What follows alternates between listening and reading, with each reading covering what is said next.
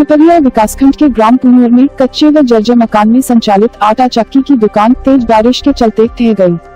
घटना में आटा चक्की संचालक समेत पिसाई के लिए आए हुए करीब आधा दर्जन लोग मकान के नीचे दब गए। मकान ढहने से मची चीख पुकार के बाद स्थानीय लोगों ने तत्काल पुलिस को घटना की जानकारी दी। सूचना पर पुलिस ने ग्रामीणों के साथ पहुंचकर मलबे में दबे लोगों को बाहर निकालकर प्राथमिक उपचार के लिए पिपरिया सरकारी अस्पताल पहुंचाया।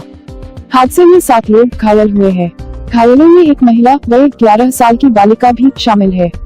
एक महिला समेत 3 गंभीर घायलों को प्राथमिक उपचार के बाद जिला अस्पताल होशंगाबाद रेफर किया।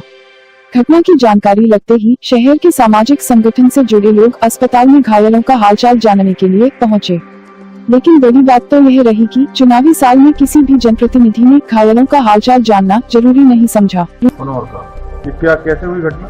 चक्की चल रही थी और वो घर फिसल गया। तो ये कितने लोग हैं यहाँ? 6 लोग हैं।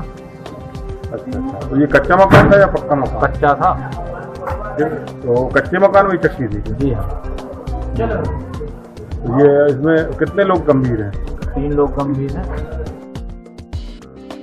अस्पताल में आज शाम को 8:30 के लगभग 6 लोग आए हैं यहाँ पर, और उसमें से 3 लोग गंभीर घायल हैं। उसमें 2 लोगों को फ्रैक्चर है।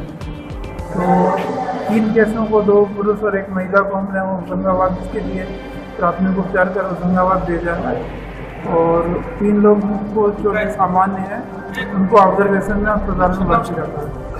पिपरिया से सुशील पटवा की रिपोर्ट।